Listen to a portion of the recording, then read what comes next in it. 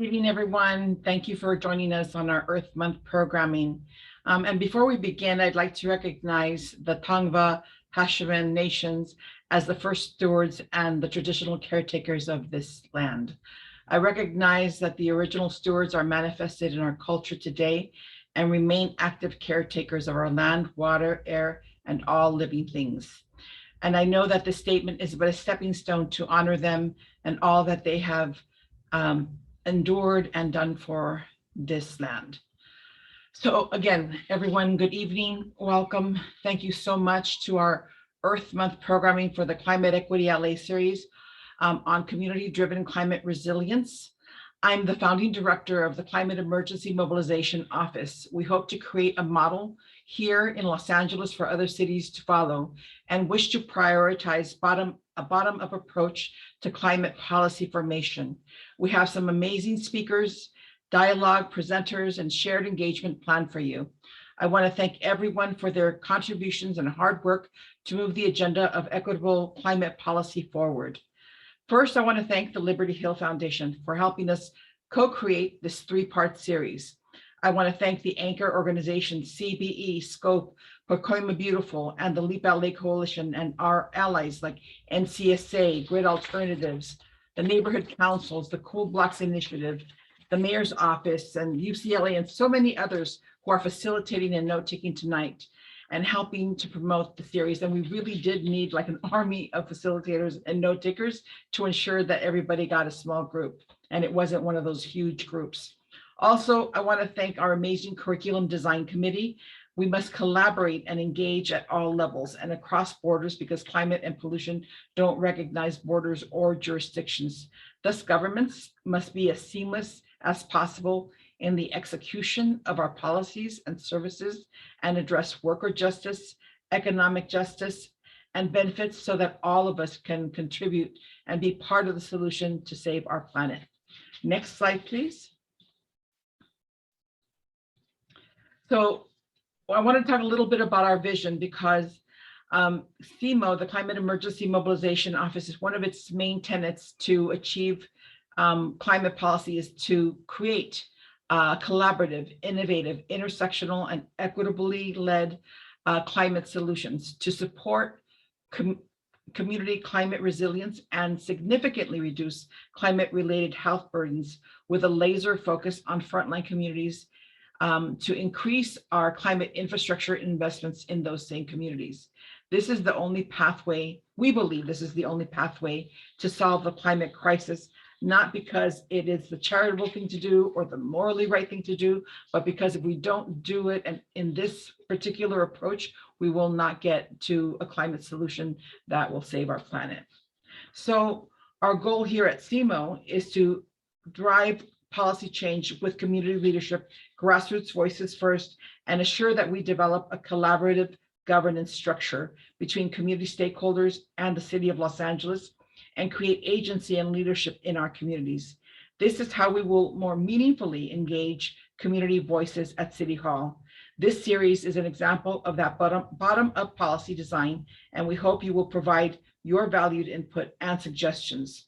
Systems change requires a unified approach from all people at all levels. The model we're creating is derived from a resident identified needs model, giving community members much more ownership over policies that will bring more climate and comfort and relief from heat, that will help save lives, lower hospitalizations, lower deaths, with concepts such as equitable and community designed cooling and resilience centers, financing for retrofits of older and existing buildings to install ACs and smoke and pollution filtration systems, creating a local workforce that transitions from an oil-based economy to a renewable energy economy, to create a distributed solar energy system and microgrids in areas that can suffer the most in the event of a regional blackout or extreme heat events.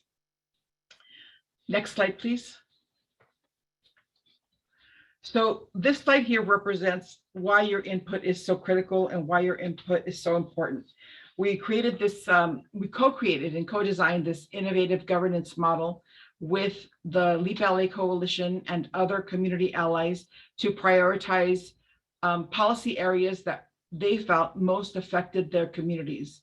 And once we were able to identify those, we co-designed workshops and focus groups with community wisdom at the forefront. And then we took those community designs and created the series where we share your expertise, your knowledge throughout all of the sessions that we've been offering. And then through those sessions, we have polling, as Andres mentioned, we have surveys, we have small group data, and then we have separate, in a parallel track, some focus groups that are being conducted and designed by community-based organizations. We'll take all of that information, analyze it, and put it into an equitable climate action report or roadmap. And then our policy committee will review those findings and co-create something more final that will be delivered to the Climate Emergency Mobilization Commission, which I'll talk about in a minute. And that commission will then deliver that report that came from the bottom up to the LA City Council.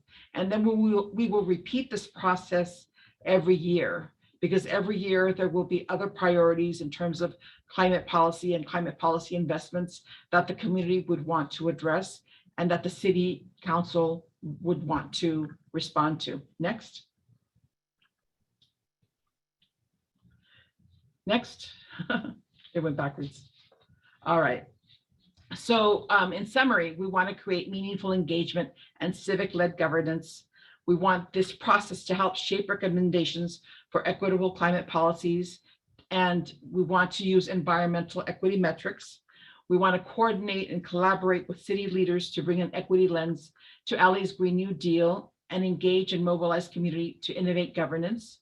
We want to deliver an equitable climate action roadmap that aligns with other city policies to operationalize them and make them more effective. And we want to make sure that we bring all of these amazing ideas that you're going to share with us today to the City Council for them to help shape climate policy the way that the community has envisioned it. Next. So this is basically just showing you that our Climate Emergency Mobilization Commission is really one of a kind. There is no other commission like it. It is represented by the community leaders that live in and organize in the top 10% most pollution burdened areas of Los Angeles, as per a screen that we know as the CalEnviro screen created by the state of California. So it was really important to our City Council that this commission be representative of those who experience pollution burden the most, so that when they hear your recommendations, they have also experienced that scenario of extreme heat, extreme pollution, poverty, the unhoused, the working poor. All of those experiences need to be reflected in our leadership. This commission also represents appointments from labor, climate experts, and health experts, and it will serve as an advisory commission to the mayor and the City Council. And in fact, the vast majority of commissions at the City of LA are advisory and programmatic. Like this one, only a couple create direct legislation, and that would be the Planning Commission and the Board of Public Works, and then some special commissions like the Redistricting Commission. But be that as it may, this commission has an extreme opportunity to reflect the policy recommendations from our community series. Next.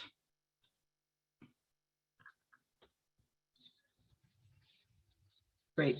And I just wanted to show you part of the origins of the Climate Emergency Mobilization Office was that it was started by the LEAP LA Coalition years ago. I would say at least 5 years ago, they started advocating for an office or a department that would better reflect this bottom-up approach that represents the grassroots, that represents the front lines, but also creates a collaborative, cohesive, comprehensive communications with other members of the larger members of the Los Angeles community and the City of Los Angeles, so that we can all be on the same page as we drive solutions for equitable climate policy. Next, please.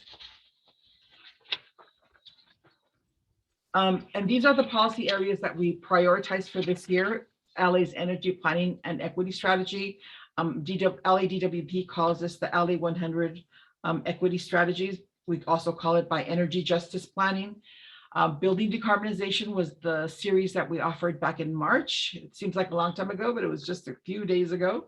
And the one that you're in now is the Earth Month's Community Climate Resilience series, where we talk about what we're going to do about extreme heat, blackouts, wildfires, and the cumulative impacts of air pollution, water pollution, et cetera, on the communities that usually suffer the most from scenarios of these climate hazards and climate risks when they arrive.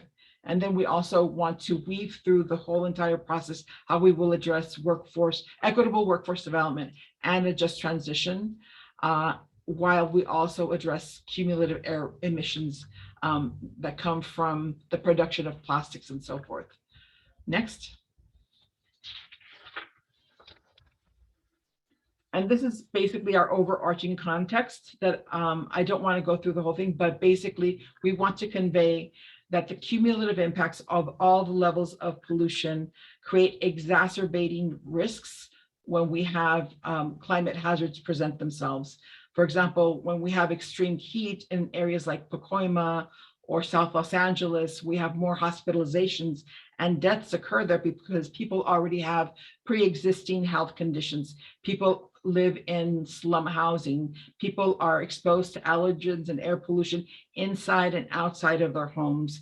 There is food insecurity, and these are the multifaceted, complex issues that affect these communities, and why we acknowledge that just by reducing heat is not solving the whole problem. We really want to get to the root causes of why these communities suffer the most. We also want to convey that decades of work of environmental justice advocates and social justice advocates have brought us to this day where we are having this conversation and finally moving forward where these voices are being heard along with everyone else's to create equitable climate policy. And finally, the role of environmental racism in creating unequal exposure, such as the historical disinvestments and redlining, have exacerbated climate risks and health impacts in frontline communities. Next. I wanted to show you this visual because it basically shows the multifaceted impacts that we find in what are called sacrifice zones. And this particular study identified that race is the most significant predictor of a person living near contaminated air, water, or soil. And I believe most of you already have heard how redlining and historical disinvestments, putting communities of color near industry, near refineries, and having those developments grow around these polluters have created the scenario that we find in ourselves in today, and the one we are trying to disentangle so that we can have healthy, thriving communities across the city and be a model for the rest of the nation. And now with that, I'd like to introduce you to our first speakers. Veronica Padilla is the Executive Director of Pacoima Beautiful, and she's here today to talk to us about cumulative climate risks by providing some anecdotes from the region that she serves through Pacoima Beautiful. We also have Lisa Hart, the Executive Director of the Neighborhood Council Sustainability Alliance, and she's going to be talking to us about the organizing model that she's developed through the Cool Blocks Initiative. And we'll get going and get started with Veronica Padilla Campos. Veronica. Thank you, Marta. Thank you. Good evening, everybody. It's so nice to be with all of you today. I see a really great crowd. My name is Veronica Padilla Campos. As mentioned, I'm the Executive Director of Pacoima Beautiful. Just wanted to share our mission. Pacoima Beautiful is an environmental justice organization. We provide education, we impact local policy, and we support our local arts and culture in order to promote a healthy and sustainable San Fernando Valley. So we are within the city of Los Angeles, and our focus is all of Northeast San Fernando Valley, not just Pacoima.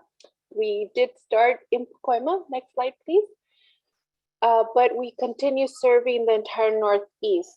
We're talking about these impacts in environmental justice and redlining and all these various issues, and Pacoima definitely suffers from many of those issues, which is why we do what we do. Pacoima is essentially this red portion that you see here, and we are in the 90th percentile, meaning that our pollution burden is incredibly high. So this is why Pacoima Beautiful was formed, in order to address many of these contaminating issues. Next slide, please. And these are just some images of what you see in our community. Basically, you think of any kind of nasty industry, it probably lives in the Northeast San Fernando Valley. We have auto dismantlers, we have trucks, diesel trucks that bisect our communities and our streets everywhere, because we are surrounded by 3 freeways. So these trucks are trying to access these freeways. And then we have a railroad track that bisects our community. You can kind of see that small airport airplane up there. We also do have a municipal airport that does use lead-based fuel. And there's a very large building there that's an example of some of the large industries that are also exist in our community. So there's a lot of these cumulative impacts that really contribute to the pollution and contamination in our community. Next slide, please. So here, I'm just here. Here's an example. I have a lot of images today that I want to share. I think that's the best way to really demonstrate the great efforts that our organization, our team, and our community members work together to address. This is our Bradley Plaza. This is a highly utilized plaza or highly utilized alley that we have converted into a plaza. Sorry, I should have called it Bradley Alley, not plaza, not just yet. The next slide shows how we work together with the community. Next slide. Here we worked with the community so we can help reimagine this space. And many of the projects that Pacoima Beautiful does always have to be multi-benefit, right? There's so many issues that each project needs to really address a variety of issues to bring a greater impact in the work that we do. So this is us working with the community and identifying what they would like to see in this area. Next slide. And these great community events where they would give their impact on what they want to see led to the construction of the alley, which is here you see them building the basically some sort of infrastructure that collects the water and prevents the flooding that happens in this community. And not only will it prevent the flooding, but will also help infiltrate the water and contribute to our system within the city. Next slide. And this is just a demonstration of that construction. Next slide. And these next couple of pictures are the final product. We have, native gardens. We have seating area so folks can do parties here, do presentations, just basically use this space not only to recreate, but also to use it as a space to meet. It infiltrates water, it beautifies the area, and really it is a touch from the neighborhood who helped design the look of it. So if you scroll a little bit further, you can see more images of what the final product is. We have some exercise equipment here and a lot more greenery. You can see that some people are walking, using their bikes, and that's really the intent of this project, is to make it a multi-benefit, multimodal space. So it's not just for cars. You can go to the next one, please. I think, yeah, one more. We do a lot of community cleanups too. We were founded by 5 moms that were really fed up by the amount of trash and lack of city services. So really our community cleanups are really important to us, and we continue to do it, and always in community. So you can see we're wearing our masks. So even during COVID, we were out there doing our community cleanups together. Next. This is some more images from that same community camp. I believe this was Earth Day. Next. Next. This is another community cleanup, again during COVID in the summer. You can see we do get a nice group of folks that join us. This is really one of the reasons why it's so beautiful to work in this community. We have really active community members that you know, want to see improvement, want to engage, and want to work together. Next. This is the same cleanup in Hanson Dam. Next. And just some happy pictures of our community members. Our youth are super active too. We have an adult membership group, but we also have our youth that are super active. This is our Junior Rangers program. They go out to our forest, which is very nearby.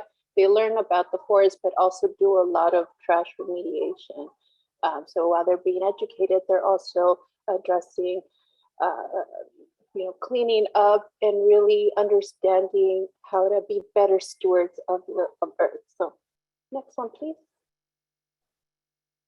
And some more images of youth being good stewards next. And then I mentioned this airport in our community, right? Well, there is a lot of accidents that have happened, and these accidents traditionally happen on the local streets nearby or next to the airport itself. You might have seen the one recently where they crashed right on San Fernando Road in Osborne, and the LAPD helped the pilot out before the train came.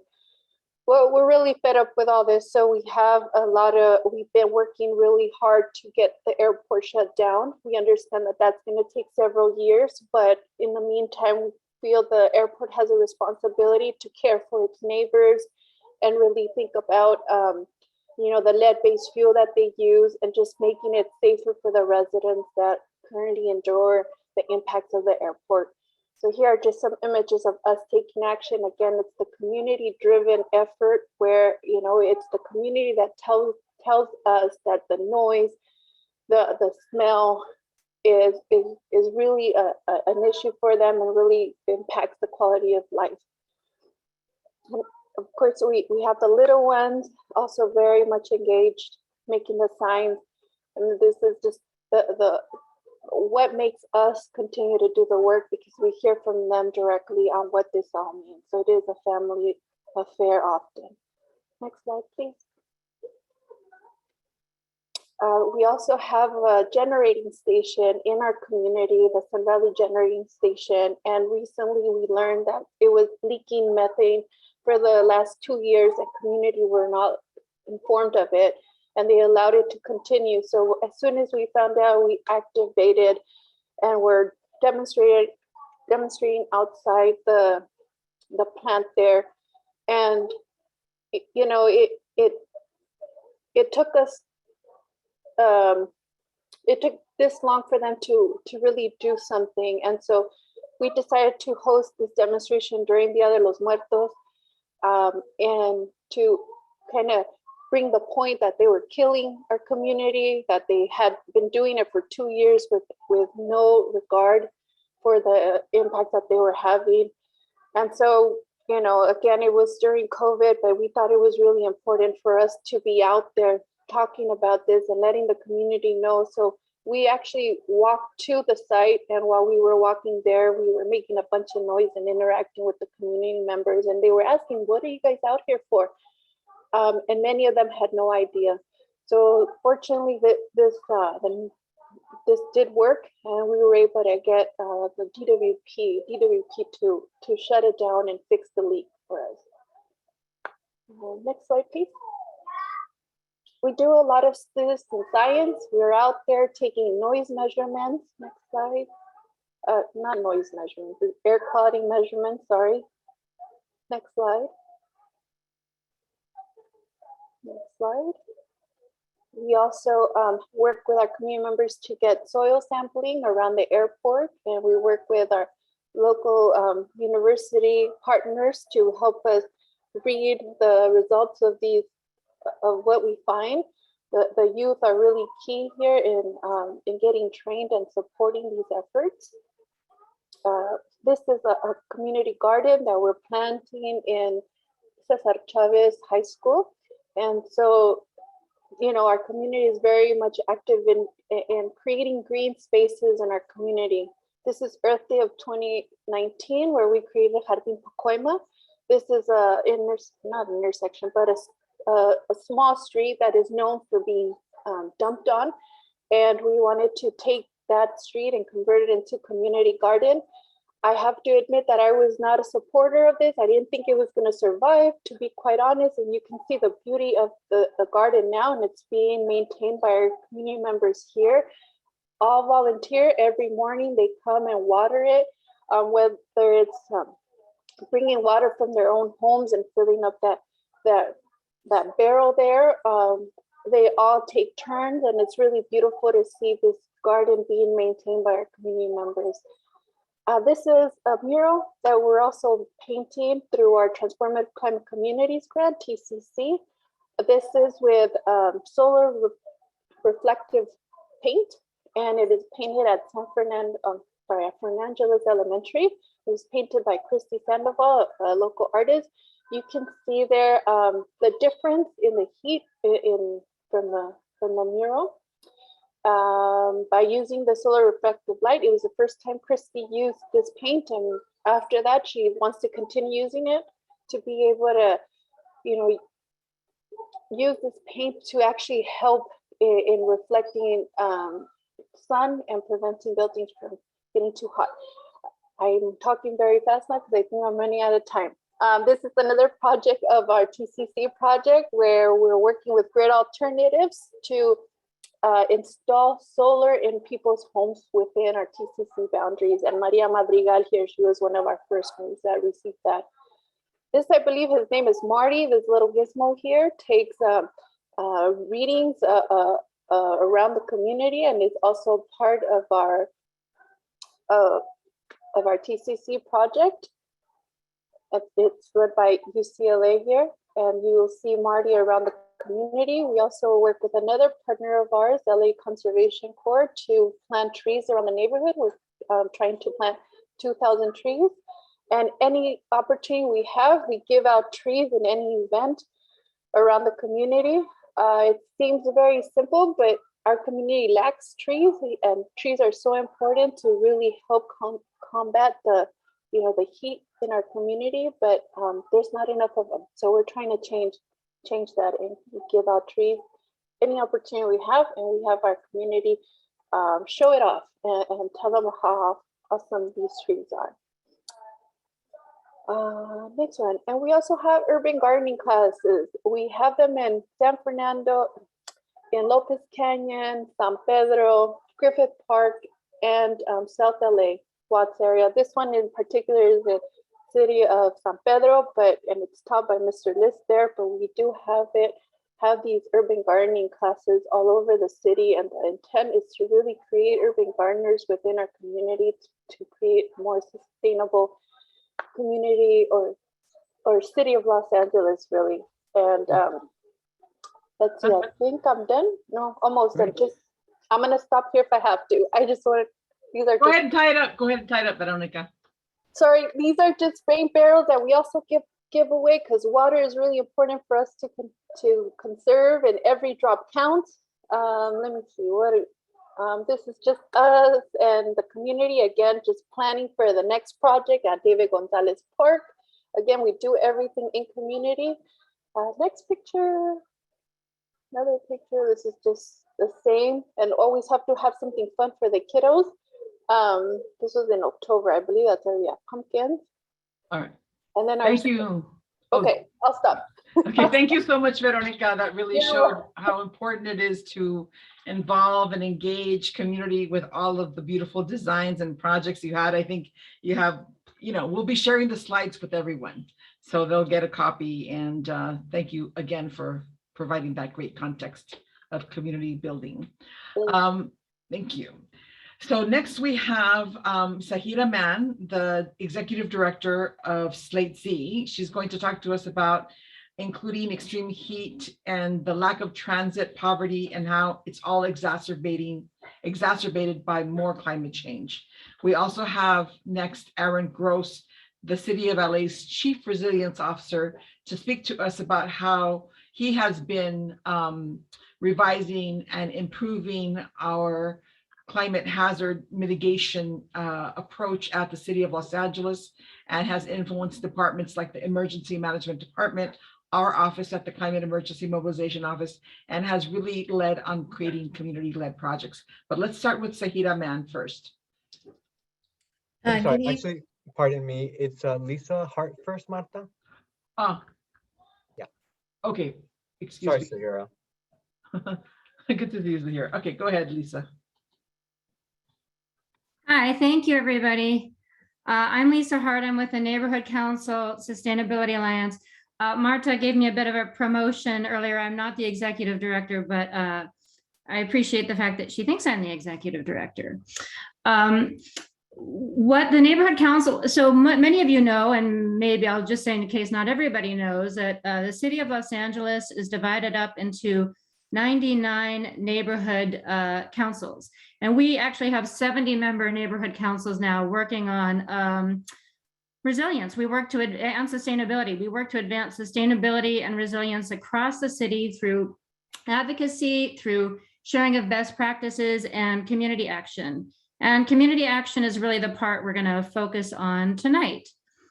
So imagine somebody knocks on your door, and when you open it, you see a person standing there, and that person says, "Hi, I'm your neighbor, and I'd like to invite you to a neighborhood gathering in my home to learn about a program partnered with the City of Los Angeles to help us better conserve natural resources, prepare for emergencies, get to know each other better as neighbors, and create a healthier, safer, and more livable block." So I'd like for you folks to think about if that happened to you, what would you think? How do you think you would respond? What would you do? It turns out that a lot of folks are really receptive to this. This program, Cool Blocks, is designed so that there's something in it for just about everyone. You don't have to be freaked out about the climate, as I am, in order to be interested. Maybe you're concerned about crime, or maybe you just want to see your neighbor's living room or get to know your neighbors better. Also, this is novel, right? We don't tend to knock on each other's doors so much anymore. So that's one of the things about it that actually helps make it work. So Cool Blocks is a program in which you recruit your neighbors and you meet, there are 8 topics, and you take actions that you choose as a household and as a block to reduce your water usage, to reduce your carbon footprint, to prepare for disasters, to make your neighborhood safer or greener or whatever you want to do, all while getting to know your neighbors. And this typically takes about 5 months. Next slide, please. So you've probably heard the myth that if you put a frog in room temperature water and you slowly raise the temperature, you can boil the frog and it will never jump out of the pot. So I looked this up, and as it turns out, as far as I know, this actually is not true for frogs, but it does seem to be true for us people. We are acting kind of like everything is normal, and everything is not normal. We are truly in an existential crisis that demands quick action, but this climate crisis has been creeping up on us. It's not happening suddenly, so we keep adjusting. At some point, when the temperature rises high enough, we're going to hit a tipping point, and the disasters will come at us much more quickly than they are now. And by that point, unfortunately, it will be too late to prevent a lot of the damage. And in case you're wondering, we are not moving quickly enough to address it. We don't have the luxury of waiting for the international community or the federal government or the state or even the city to act. So Cool Blocks is designed to activate us with the support of the city and with the support of the Climate Emergency Mobilization Office, I should note, but it's designed to activate us, the grassroots. There's a lot that individuals can do, and there's even more that we can do if we come together. Next. Thank you. So, and recently I've come across through some folks who are doing amazing work in Canada, I've learned about a lot of research that supports this idea and that shows us how important connection is for resilience. You probably remember the Fukushima tsunami. Researchers have found that survival there was determined by how connected people were to each other, more than the height of the waves. And researchers have also found that strong social ties are shown to be a larger driver of recovery than income is. So Cool Blocks is a way to help us on many fronts. It helps us directly address the climate, and it helps us get ready for what's coming. And I should add, it also helps us reduce our energy bills while we're at it. Next. So last fall, we started recruiting Cool Block leaders, and this is how it looks right now in terms of who has signed up. This is the distribution across the city by neighborhood council. So this is not terrible, I think, but we could definitely do better. We want more Cool Blocks. We want 200 Cool Blocks this year. And we really, you know, the theme of this series is equity, and we really want to make sure that we're doing this in every part of the city. If we don't do this equitably, and if we aren't reaching everybody, then it doesn't work. Having some communities thriving while others are not is not sustainable in the long term. So I'd like you to take a look at this slide and notice the gaps. One of the things, you know, it's interesting listening to Veronica, because we are and have been weak in Northeast LA, where Pacoima Beautiful focuses, where we actually just super recently brought on a couple neighborhood councils from that area. So I'm hoping that that will be changing soon. But keep in mind what this slide looks like, and let's move to the next slide, please. Oh, Lisa, do you mind just from our translators, if you could just speak a little bit more slowly? No worries on time, we're good. But if that, just so that they can, you know, catch up a little bit, appreciate that. Thank you. Yeah, I was trying. You probably noticed I slowed down and then I went back to my natural pace. I will try to slow down again. Here you can see, I'm not sure if you're all familiar with the Calendvira screen tool. But what it does is it looks at population characteristics and environmental characteristics to help identify communities in California that are most affected by pollution and where people are often especially vulnerable to pollution's effects. And this is about the cumulative impacts that we've been talking about and that we see so often across LA. So you can see that the slide on the left is the top 10% in LA, and the one on the right is the top 25% in LA. And you can see, you can kind of compare that to where we have Cool Blocks now, or where we have folks who have signed up, I should say, to be Cool Block leaders. And, you know, once again, we're doing okay, but we could do better. And we need to make sure that we are all across the city. So we're working to address barriers to successful Cool Blocks, and we are learning a lot, and we'd love it if you joined us. And we do hope to and plan to work with all neighborhood councils to help ensure that we are doing this everywhere and that it's working everywhere.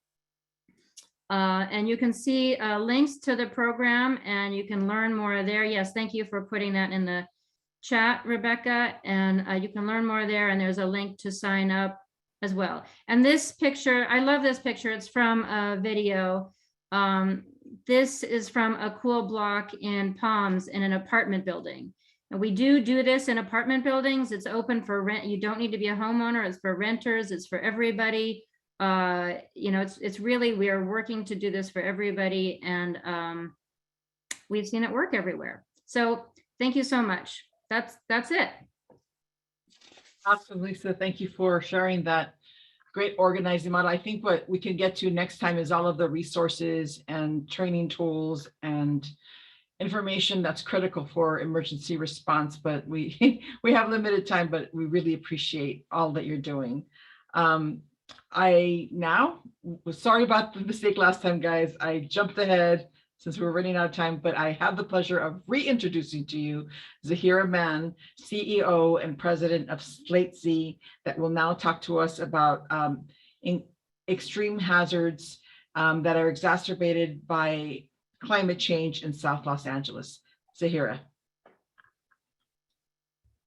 Good evening. Thank you so much. Really appreciate the opportunity to be here. So my work is I'm with Slate Z, which is the South Los Angeles Transit Empowerment Space Initiative that works at the intersection of economic revitalization and environmental sustainability, working in South LA. Our primary work is serving as the backbone entity for the federally designated South Los Angeles Promise Zone, through which we're part of a 22 Promise Zone network that addresses poverty in select urban, rural, and tribal communities across the nation that have been historically disenfranchised. Hi, so Yira, I think there's a little bit of a background noise. I don't know if it's you or if it's somebody else that needs to mute themselves, but it's interfering your speech. So, Okay. Is that better? I think we're good right now. Yeah. Okay, great.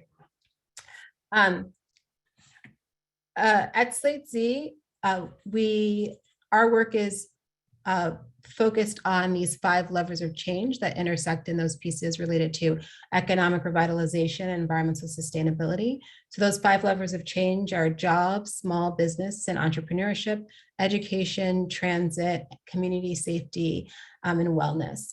And we have around 100 cross-sector partners from the private and public sector to help us with this effort.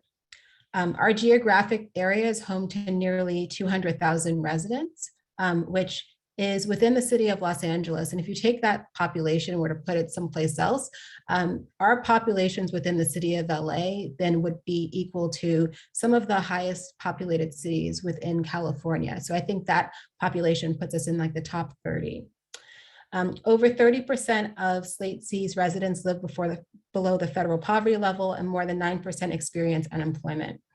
To give you a rough sense of our geographic areas, because it's a specific geographic area within South Los Angeles, we're roughly bounded by transit lines. So the K, E, and A line, and that's really how we formed from the transit lines. From the new Crenshaw line, which is now, I believe, the K line. As it came in, there was a focus to really do a lot of work around the line and understand what are some of the economic and environmental benefits that we'll see as a result of this transit line coming in. In addition to the transit lines, we are also split by a freeway and have a number of heavily trafficked streets throughout our area. Over 6% of the households in our area do not own a vehicle, and more than 14% take transit to work. There's been a historic lack of economic investment in the area, and the impacts from climate change are exacerbated by that lack of investment. As with many other areas, the built environment has had a tremendous impact on the lives of our community, influencing health, quality of life, mobility, and access to opportunity. For example, we have potentially greater impacts from heat due to lack of green space and urban greening and a large amount of pavement. We have higher exposure to toxins with proximity to the freeway and these heavily trafficked roadways. Overall, our urban landscape deeply affects community health, ranging from impacts like asthma to those of diabetes and cancer. And Martha also at the top of the discussion also mentioned some others as well that are the impacts that we see in South Los Angeles.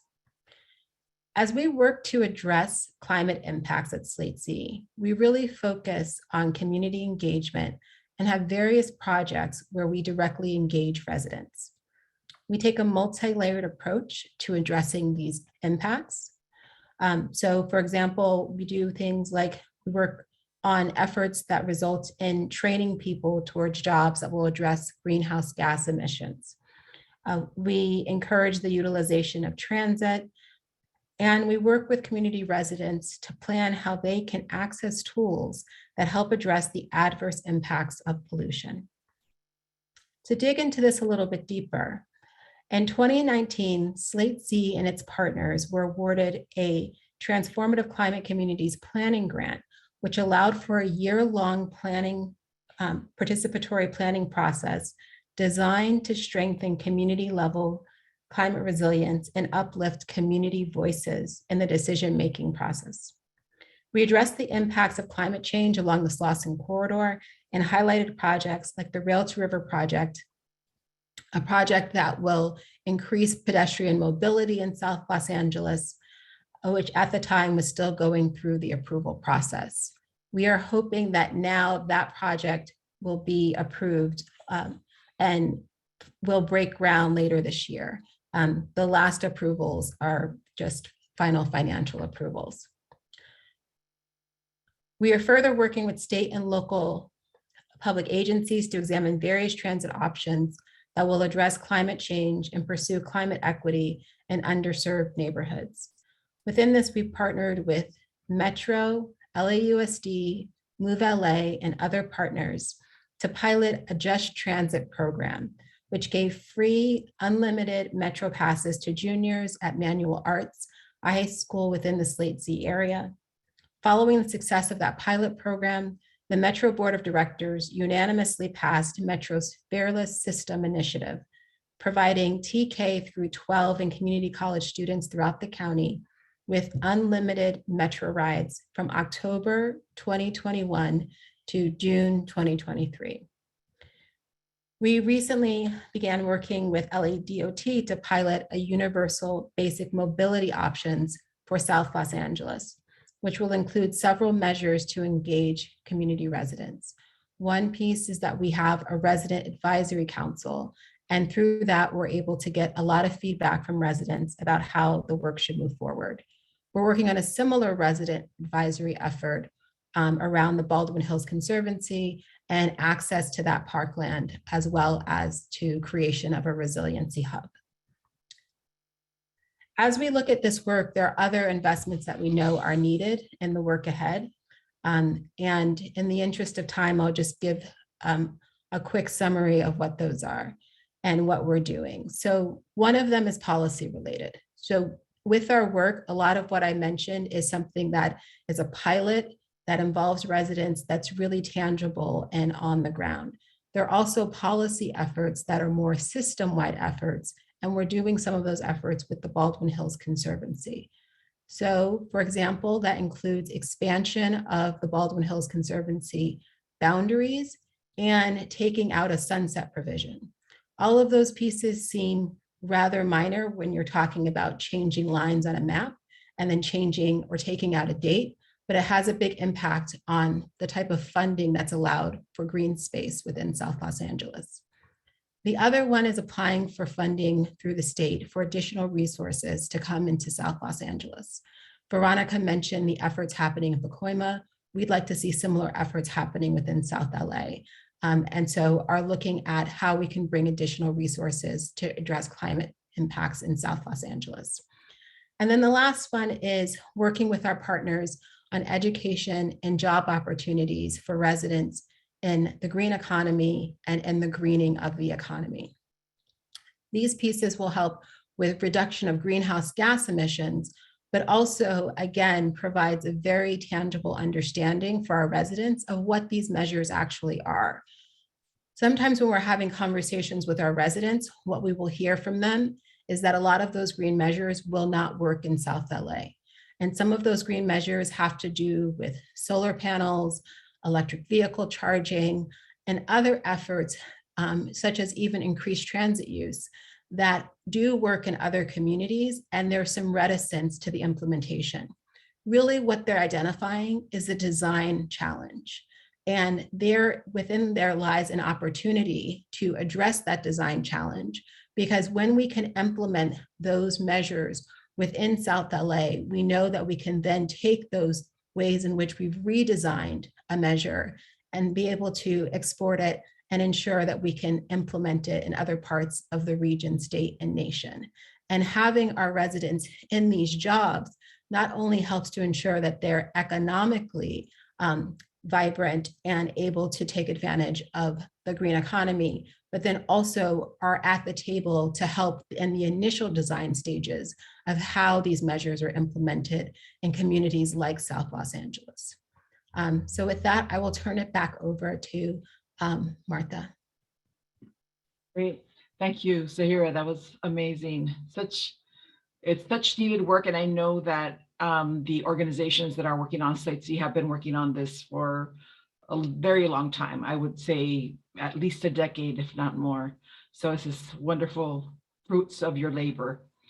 Now I'd love to introduce to you Aaron Gross, the city's Chief Resilience Officer.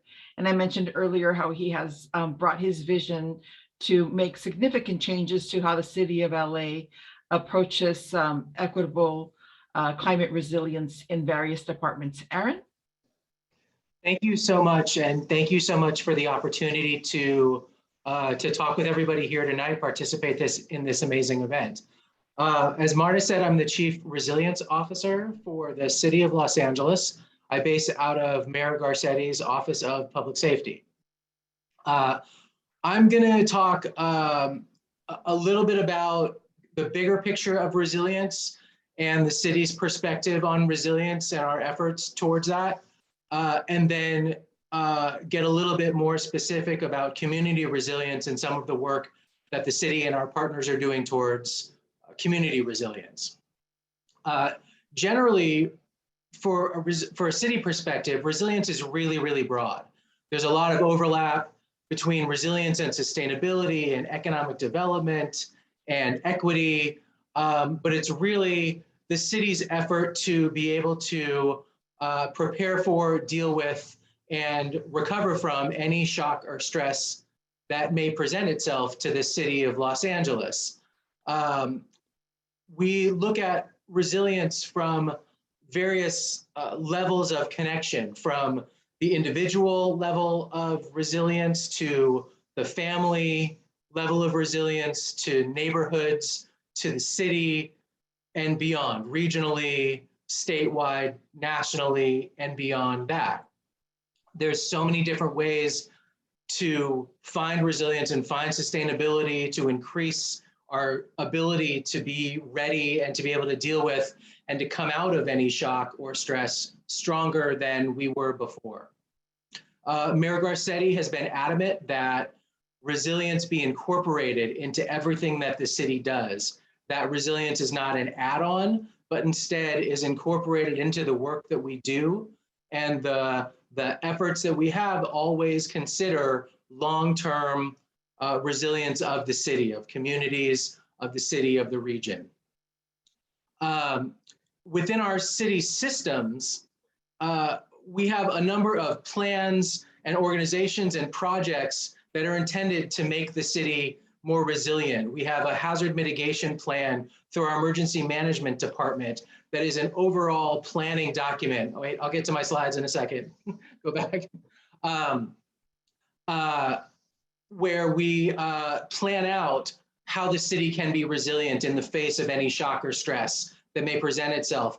And we have been incorporating climate change and the effects of climate change into these city plans. So we now have plans in place for when there are extreme heat days and what would trigger response from the city, notifications out to communities, and activating our cooling centers or opportunities for people to find resources. We have updated our flood management plan, and again, incorporated not only the necessary climate change components, but also have incorporated equity into these plans to make sure that we are focusing our efforts on communities that are disproportionately affected by any shock or stress, and specifically the shocks and the impacts and the challenges of climate change. Our planning efforts through the Department of City Planning have started to incorporate climate change into their work. As an example, the Venice, on the west side of Los Angeles, the Venice has a local coastal plan which determines what can be built where. And for the first time, this land use document has now incorporated climate change and sea level rise to make sure that where we build things won't be underwater 20 years from now. Streets LA, as we heard earlier this evening, has created cool streets and cool roof programs that didn't exist 10 years ago. And we are working towards minimizing the impact of climate change on local communities. We're also incorporating measures of local water as Veronica talked about, incorporating ways to capture and recycle all of the water in Los Angeles. We live in a desert, and so we have to import the vast majority of the water for the people of Los Angeles. And so being able to do that locally is not only more sustainable, but it's also more resilient. If the earth shakes and the water systems that bring water here go down, to be able to provide clean and safe drinking water is a measure of resilience in the face of climate change that this city needs. Now, moving towards a more community-driven resilience effort is where my heart lies.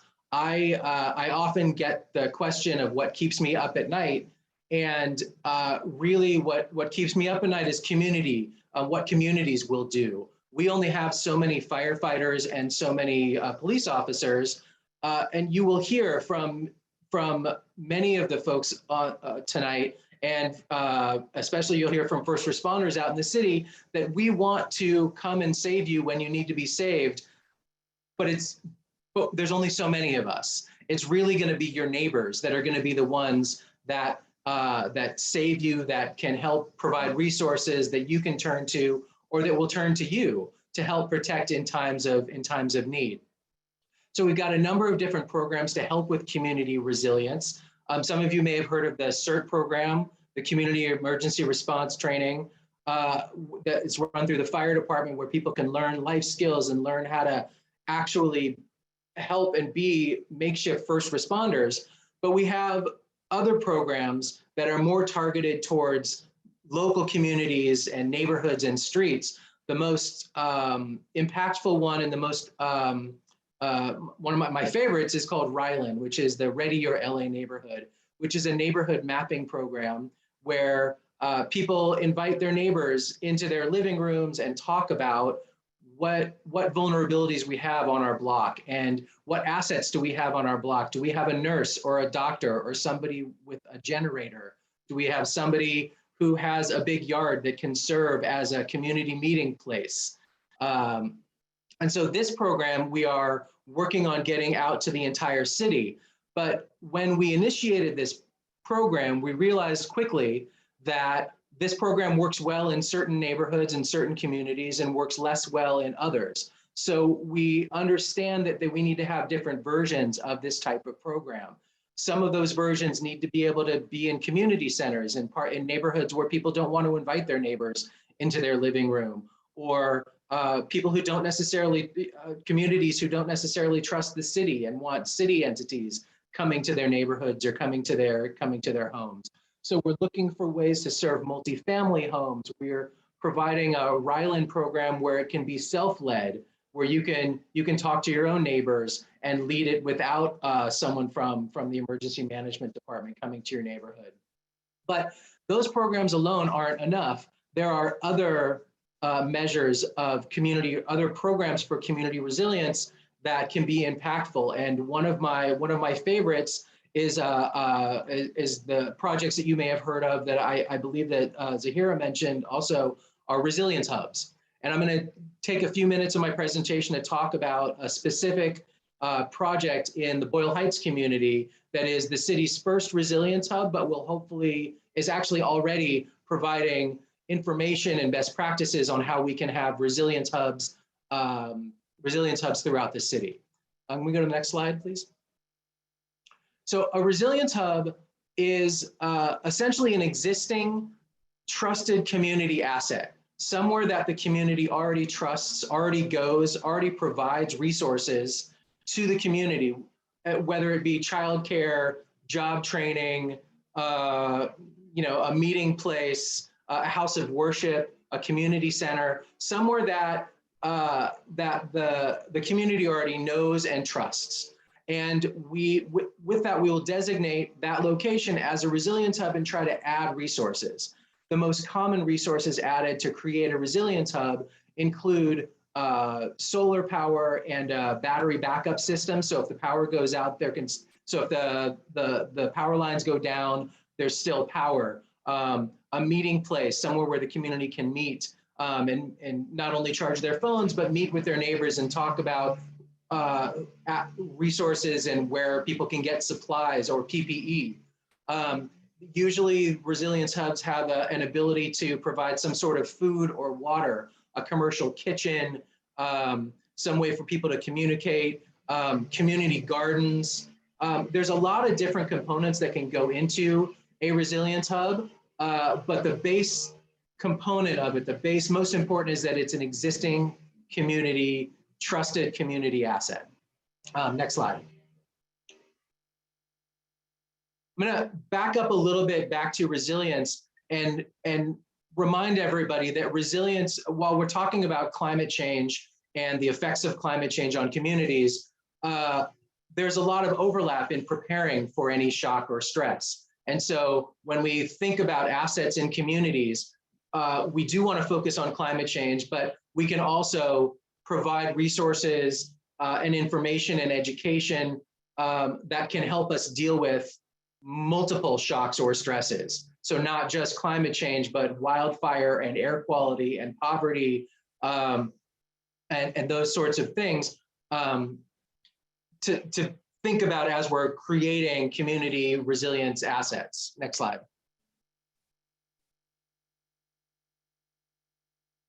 Can we go to the next slide, please? Uh-oh. Okay. So as I mentioned, resilience is really broad. And even though the subject of tonight is climate change and mitigating and adapting to climate change, we want to look at other shocks and stresses. What sort of things might affect a neighborhood? I have my ideas of what might affect a neighborhood and what things might help a neighborhood be more prepared. But events like this tonight and conversations with all of our amazing speakers are essential to providing community resilience, because you know your community better than I do. You know what assets you have, and you know what things you will need in an emergency or in a challenging situation, whether it is acute like a fire or an earthquake, or whether it's gradual like climate change or heat or homelessness. And so it's important to have these conversations as community engagement so we can hear and learn and address the issues that affect your neighborhood specifically. Next slide, please. So my pilot project in Boyle Heights, we picked the community of Boyle Heights, and the reason we picked Boyle Heights are for a number of different reasons. Boyle Heights, as you may be familiar, is a very dense community. It's got a lot of challenges that require more resources. And as been mentioned a number of times tonight, we know that regardless of the challenge that comes to a given community, there are certain parts of the city that are disproportionately affected by any of those challenges. And so the number of severe heat days are increasing significantly in Boyle Heights. They, much like we talked about in Pacoima, there's minimal parks and tree canopy, places where you can escape the heat. And so Boyle Heights seemed like one of a very natural place to start to create a resilience hub that can be a model for other parts of the city. Next slide. We partnered with an amazing existing trusted organization called the Boyle Heights Arts Conservatory. They offer after-school programs, high-tech job training, and amazing community engagement opportunities. They also have a radio station, which struck us as a very good thing to have when talking about community resilience and emergency communication. But it's not necessary that you have all of these things that the Arts Conservatory has.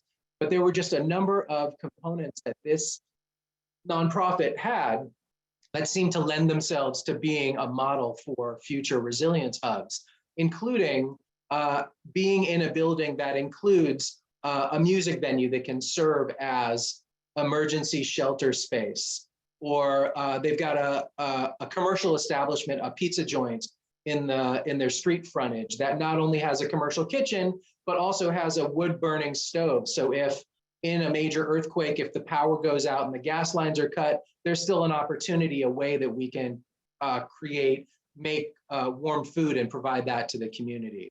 And so this was these are many of the reasons of why the Arts Conservatory was chosen. But number one was that they are an existing trusted community asset within Boyle Heights. Next slide. We brought in a number of different partners to help us to provide some of the resources. You can see these are the logos of most of our organizations that are partnering with us. Down at the bottom are some of our funding partners we've been able to bring on.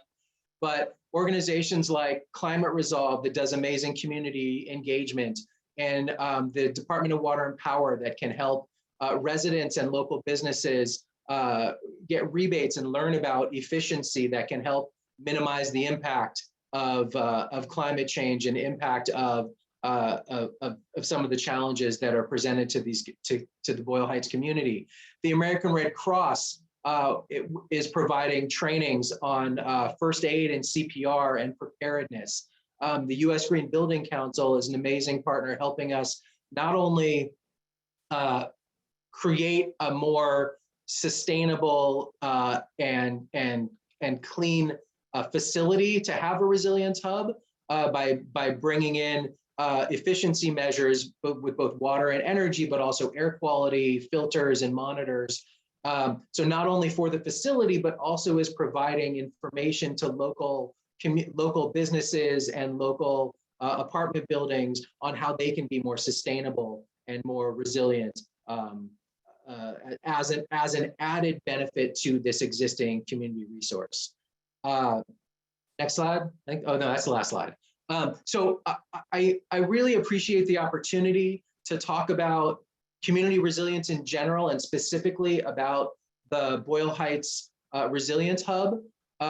Resilience hubs really have to reflect the communities themselves. None of them are alike, but they all have certain components that are similar, and they're all with the purpose of being grassroots resilience resources for a community. And I would love the opportunity to work with any and all of you to create more resilience hubs around the city of Los Angeles and increase resilience and sustainability and our ability to adapt to the earth getting warmer and what that means for our families. Thank you so much. Thank you, Aaron. That was amazing. I think all the speakers were amazing, had super relevant and complete information. I do want to apologize that we usually have Q&A at this moment, but because we are about 15 minutes behind and we want to have the small group participation, maybe you guys are going to be happy. We're skipping the Q&A so we can go into the small group participation, but we will share the questions that came up with our speakers. And we normally have these slides and presentations sent out to everybody. So if we have our responses, by the time we do that, we'll send them out to folks. Thank you again to Lisa, Zahira, Aaron, Veronica, very relevant information. Hey, Veronica Padilla, if you can kind of just start us off very briefly with some of the main takeaways, please. I had a really vocal group. It was really nice to participate with them. I was actually hoping that Casey would, if she was our note taker, No worries. She had some notes to highlight for us. If not, I can jump in. I can do it if you want. Yeah, I'll do it. This is Aaron. I'll do it. Thanks, Aaron. Of course. So the first question was about benefits from the community-driven efforts. We heard things like empowerment of communities and tailoring these efforts towards communities.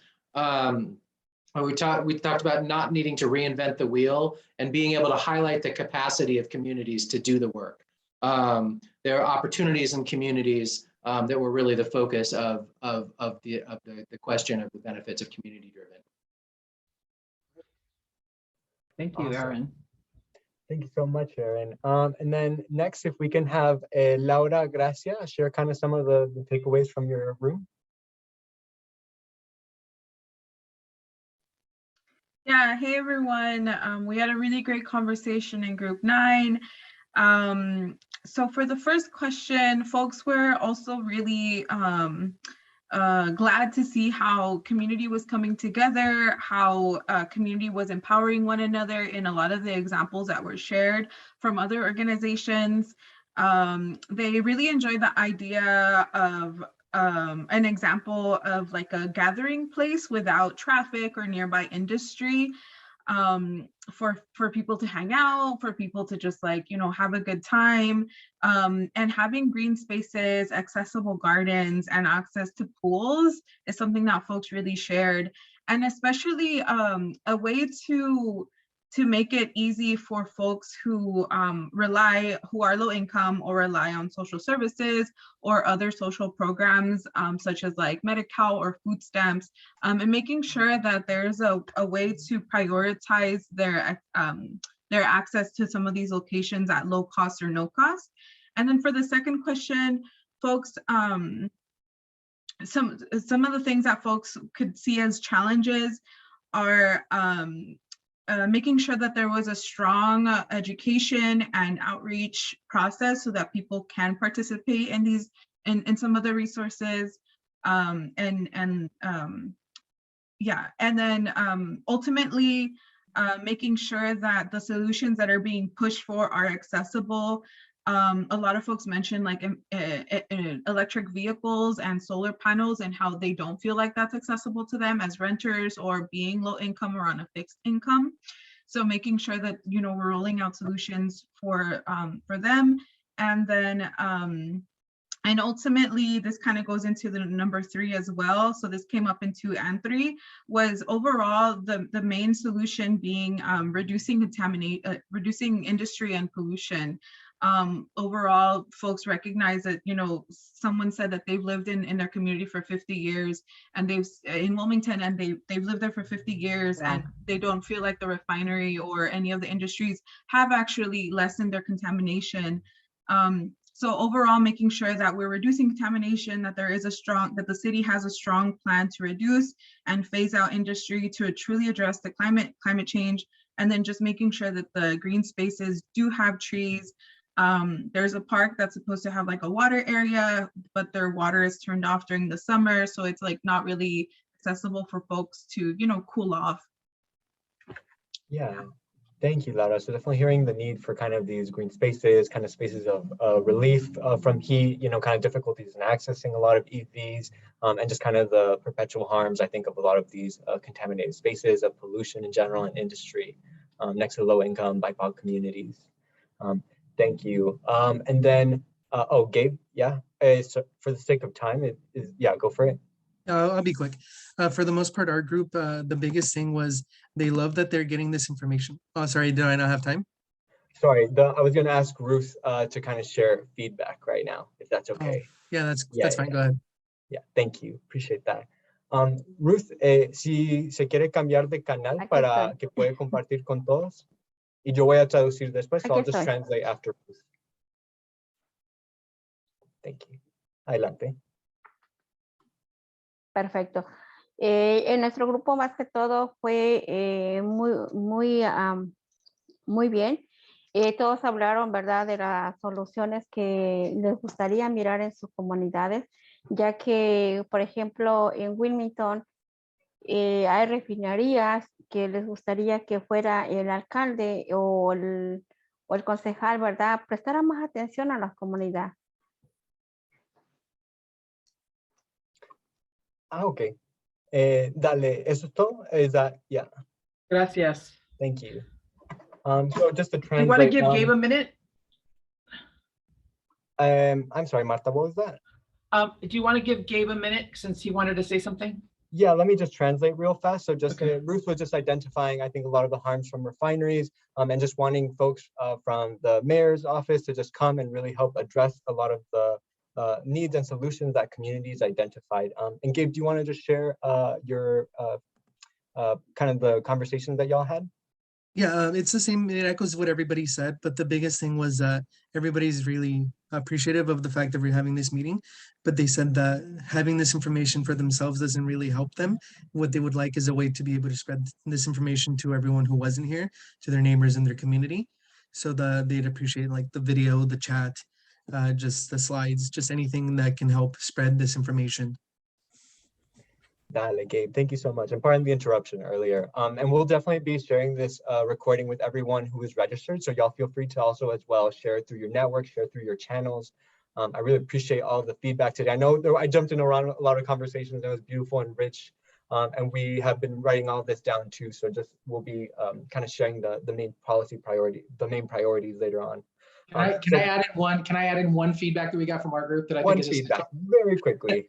We talked a good bit about making sure that resources that come to communities are actually designated and actually used in communities, as opposed to a lot of words. That there's actual action and they are functioning and used in the actual communities. That was a challenge and something that was important to everybody in the Great, thank you. Much appreciate that, Erin. And yeah, y'all feel free to also continue adding any points in the chat. And Marta, if it's all right with you, I'm going to go ahead and share our Mentimeter. Is that all right? Excellent, thank you. So for our last kind of end of show for today, I'm going to ask if folks can just go on this Mentimeter. I'm going to share this poll right here. And if you can go, the question is, based on today's examples, what would help you the most during climate emergencies such as a heat wave? What are some resources, some examples that came up today that really spoke to you? Community practices that you saw? Just feel free to just kind of start plugging in, and this will kind of just update as folks kind of provide their different answers. So again, the question is, based on today's examples, what would help you the most during a climate emergency, such as a heat wave? Yeah, Iveo, seeing in the chat from Maria, places with fresh air and water. So y'all also feel free to add in the chat too, if that's more convenient. Also feel free to add here. I'm just gonna share in the link one more time.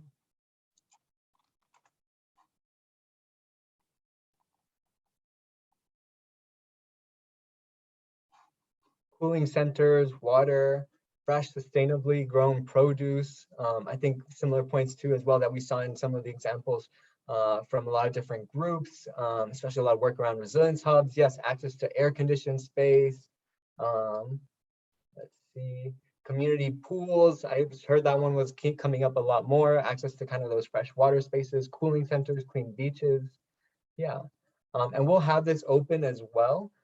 So you can kind of just see and add your own answers throughout. Community educational materials, having access to information, a resilience hub as well. Cool. Thank you all. I know folks are kind of trickling little by little. Feel free to reflect. This Mentimeter will be open as well later on. So y'all can just kind of feel free to add any pieces, anything that came up to you afterwards. Shade at transit stops, right? Longer hours at community spaces like libraries, right? Libraries being a space to access water or shade or air conditioning, having pools and splash pads, love that. Awesome. And I know we are at 7:51.